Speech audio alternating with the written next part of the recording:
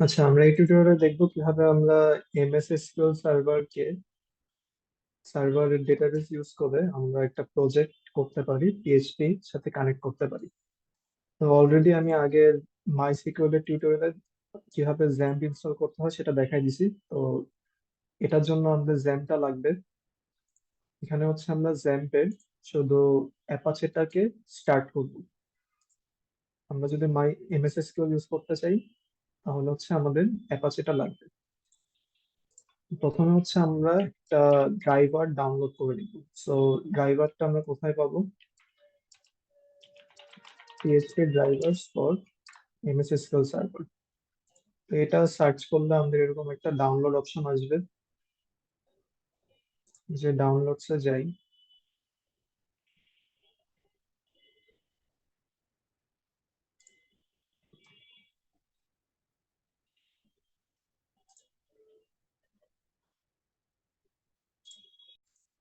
আচ্ছা, তো এখানে নিচে ডাউনলোড অপশন আছে। আপনারা হচ্ছে উইন্ডোজ এর জন্য ডাউনলোড করার জন্য এখান থেকে করতে পারবেন। নিচে হচ্ছে লিনাক্স বা ম্যাক এর জন্য অপশন আছে ডাউনলোড করার। আমি ডাউনলোড করে দিলাম। এখন এটাকে আমরা এক্সট্রাক্ট করব।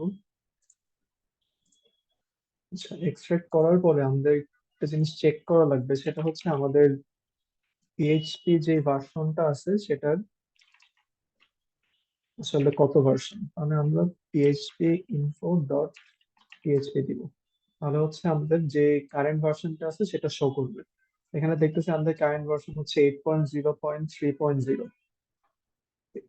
এখন আমাদের এই ভার্সনের জন্য যে ড্রাইভারটা আছে সেটা হচ্ছে আমাদের পিএইচপি ফোল্ডারে কপি করে পেস্ট করা লাগবে। আমরা অলরেডি এটা ডাউনলোড করছি। আমি ডাউনলোড করছি এখানে, ডাউনলোড করে এক্সট্রাক্ট করছি। তো এখানে যদি যাই, এখানে দেখেন অনেকগুলো ভার্সনের জন্য আছে। 8.0, দেন 8.1, 8.2। তো আমাদের যেহেতু 8.0.3, তো আমরা 8.0-র জন্য নিব। আর আরেকটা জিনিস দেখা লাগবে, সেটা হচ্ছে thread safety. Thread safety enable হতে পারে বা ডিসেবল হতে পারে। যদি এনেবল থাকে দ্যাট মিনস আমাদের একটা থ্রেড সেফ। সো তখন হচ্ছে আমরা এখান থেকে যেগুলো টিএস লেখা, টিএস ভার্সন, সেগুলো শুধু নিব। আর যদি ডিসেবল করা থাকে তাহলে আমরা এনটিএস গুলো নিব। যেহেতু আমাদের এখানে ভার্সনটা হচ্ছে 8.0, সো আমরা এখানে 8 এর যে ফাইলগুলো আছে সেগুলো টিএস গুলো নিব। আর এখানে হচ্ছে x64, এটা আপনারা অলরেডি জানেন, এটা হচ্ছে 64 বিট উইন্ডোজ এর জন্য। আর এটা হচ্ছে 32 বিট উইন্ডোজ এর জন্য, x86। এখন কেউ যদি না জানেন যে আপনার পিসি কত বিটের, উইন্ডোজটা কত বিটের, সো ম্যাক্সিমাম পার্সনের উইন্ডোজই হবে 64 বিট। সো এখানে দিস পিসি প্রপার্টিসে গেলে এখানে বলে দিই আসলে কত বিটের আপনার সিস্টেম। তো আমার যেহেতু 64 বিট, তো আমি 8.0 থ্রেড সেভ 64 এই ফাইলটা, এন্ড নিচে দেখেন এটার সাথে আরো একটা ফাইল আছে, এই যে 8.0 ভার্সন থ্রেড সেভ x64, এই দুটা ভার্সনের ফাইল আমি কপি করব। আমি রাইট ক্লিক করে কপি করে রাখলাম। এই দুটাকে হচ্ছে আমরা কোথায় পেস্ট করব? তো আমি আমাদের কনফিগারেশন প্যানেলটা ওপেন করলাম, সার্ভারটাকে স্টপ করে দিলাম আপাতত। এখন হচ্ছে আমি কনফিগে যাব। কনফিগে যে ব্রাউজ পিএইচপি, যেহেতু আমরা পিএইচপি ড্রাইভার অ্যাড করবো, তো পিএইচপি ফোল্ডারটা ওপেন হলো জ্যাম্পের ভিতরে। এখানে হচ্ছে আমাদের ইএক্সটি ফোল্ডারে যাওয়া লাগবে, যে এখানে আমরা যে দুইটা ফাইল কপি করছিলাম সে দুইটা পেস্ট করে দিব। আচ্ছা, নেক্সট আমাদের যে কাজটা করা লাগবে সেটা হচ্ছে এখানে কনফিগারেশনের একটা ডট ইনি ফাইল আছে, সেটাতে হচ্ছে দুইটা নতুন কনফিগারেশন অ্যাড করা লাগবে। তো সেটার জন্য হচ্ছে আমি যে দুইটা ফাইল কপি করে নিছি, আমাদের ছিল ভার্সন 8.0 64 বিটের জন্য আমি যে দুটো ফাইল আর কি কপি করছি সেই দুইটা নেমই আমি এখানে জাস্ট দিয়ে দিছি এক্সটেনশনের ভিতরে। তো আমি এটা দিয়ে কি করব, আমাদের যে এক্সটেনশনের ফাইলটা আছে এটা নিচে অ্যাড করে দিব। এটার একদম নিচে যদি স্ক্রল করি এখানে হচ্ছে অ্যাড করে দেওয়া যাবে। তো এখানে হচ্ছে আমাদের জাস্ট এক্সটেনশন গুলো আগে খোঁজা লাগবে।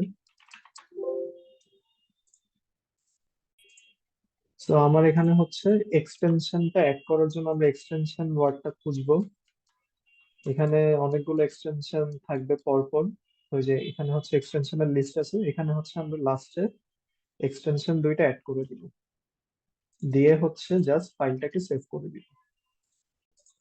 আচ্ছা, তো এতটুকু করার পর আমাদের মোটামুটি কনফিগারেশনের কাজ করা শেষ। এখন হচ্ছে আমরা একটা ডেটাবেসকে কিভাবে কানেক্ট করতে পারি সেটা আমরা দেখবো। আমি এটা ক্লোজ করে দিই। আমাদের হচ্ছে, যেহেতু আমরা এমএস এসকিউএল সার্ভারের সাথে কানেক্ট করবো, আমাদের অ্যাপাচে সার্ভারটা স্টার্ট রাখা লাগবে। তো এখন আমি হচ্ছে কোডে চলে যাই। তো এটার জন্য আমি অলরেডি একটা কোড লিখে রাখছি, আমি এই কোডটাই জাস্ট কপি করব। এই কোডটা হচ্ছে শেয়ার করে দেওয়া হবে ক্লাসরুমে। আর ভিজুয়াল কোডে আমি একটা নতুন ফাইল ওপেন করব। ফাইল, আচ্ছা, আমি হচ্ছে এই ফাইলটা এখানে,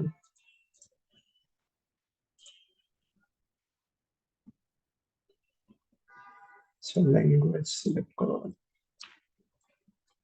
তো আমি হচ্ছে এই ফাইলটাকে সেভ করব কোথায়, আমাদের যে জ্যাম ছিল, জ্যাম, এটা হচ্ছে লোকাল ডিস্ক সি, সি এর ভিতরে জ্যাম্প, জ্যাম্পের ভিতরে এইচটি ডক্স। এখানে আমি হচ্ছে একটা নতুন ফোল্ডার খুলবো, সাপোজ এটা হচ্ছে আমাদের এমএস এসকিউএল প্রজেক্ট। আপনারা যত পেজ বা যত পেজ, ওয়েব পেজ তৈরি করবেন সব এই ফাইলে থাকা লাগবে, এই প্রজেক্ট ফোল্ডারের ভিতরে থাকা লাগবে। তো আমি এখানে হচ্ছে ইন্ডেক্স নাম দিয়ে একটা পিএইচপি ফাইল সেভ করে দিই। আচ্ছা, এখন এখানে হচ্ছে আমার মোটামুটি কোডটা লেখা আছে। আমি হচ্ছে এখন এখানে জিনিসগুলো কনফিগার করবো। তো আমার এখানে দেখেন কি করা লাগবে। প্রথমে হচ্ছে আমাদের একটা সার্ভার নেম দেওয়া লাগবে, একটা ডেটাবেসের নেম দেওয়া লাগবে, ইউজার আইডি, পাসওয়ার্ড দেওয়া লাগবে। সেগুলো কোথা থেকে আসবে, সেটা হচ্ছে আমাদের যে ইয়া ছিল, এসকিউএল সার্ভার ছিল, সেখান থেকে আসবে। তো এসকিউএল সার্ভারটা আমি একটু ওপেন করি।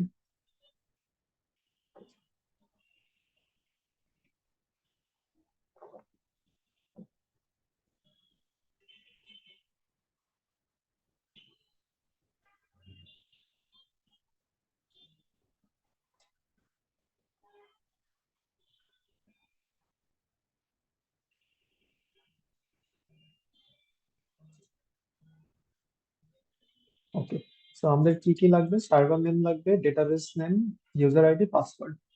তো আমরা হচ্ছে জেনারেলি যেহেতু উইন্ডোজ অথেন্টিকেশন ইউজ করতেছি, তো আমরা জাস্ট সার্ভার নেমটা দিলেই হবে।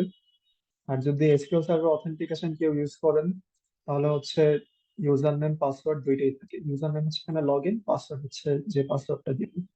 বাট আমরা এইসব ঝামেলা না, যে জাস্ট উইন্ডোজ অথেন্টিকেশনটা ইউজ করবো। So আমি সার্ভার নেমটা কপি করে নিই।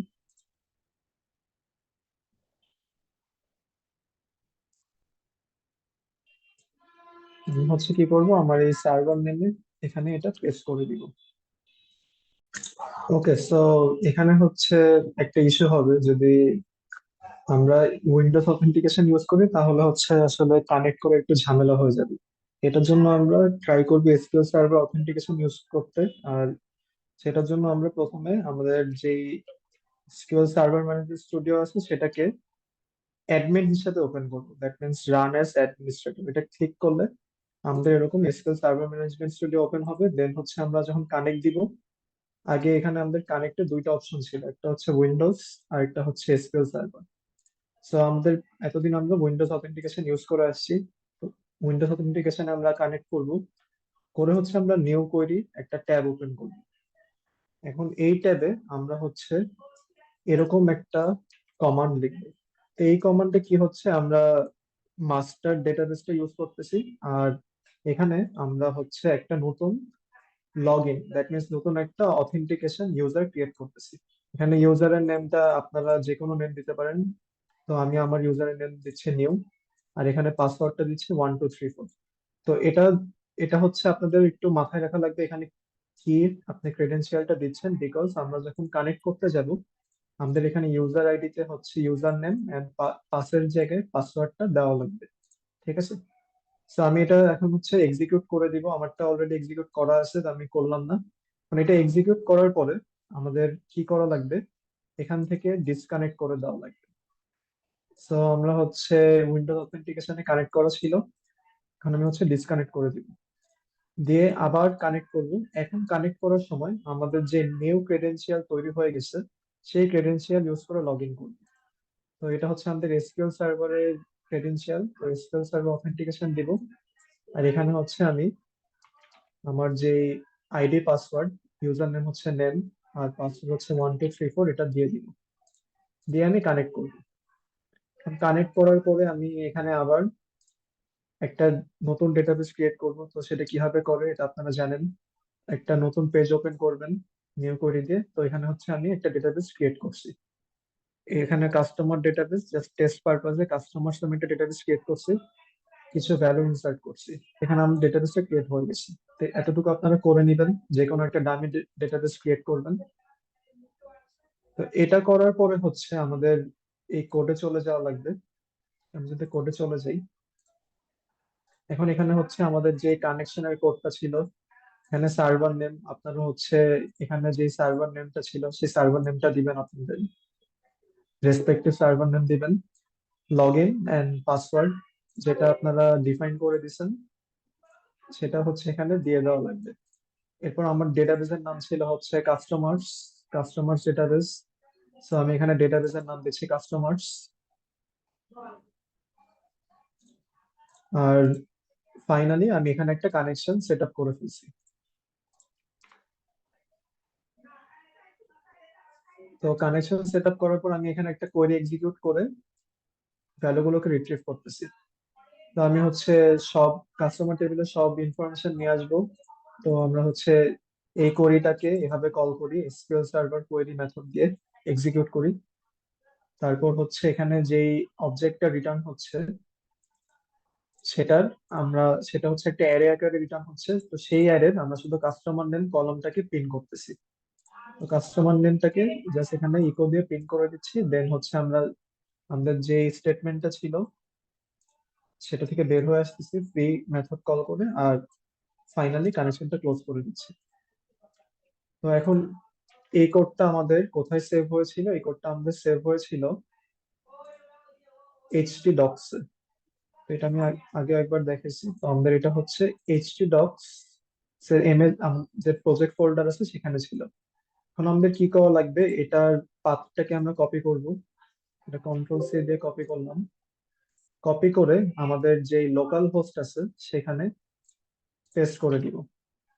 পেস্ট করে দেওয়ার পর জ্যাম স্ল্যাশ এইচটি ডক্স এতটুকুকে আমরা জাস্ট লোকাল হোস্ট দিয়ে রিপ্লেস করব, এটাকে ফরওয়ার্ড স্ল্যাশ করে দিলাম।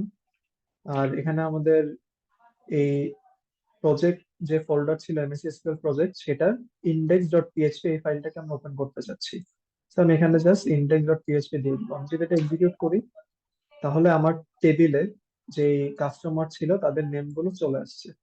তো এটা আমি চাইলে এসকিউএল সার্ভার থেকেও ভেরিফাই করতে পারি। আমি যদি এখানে একটা সিলেক্ট স্টেটমেন্ট দেখি,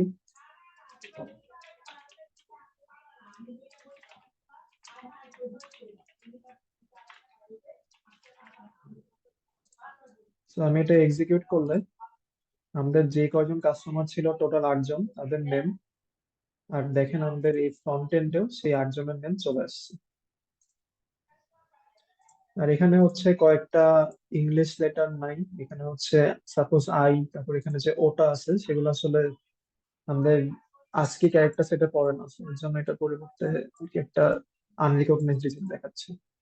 তো এভাবে হচ্ছে আপনাদের প্রজেক্টটা কানেক্ট করা লাগবে।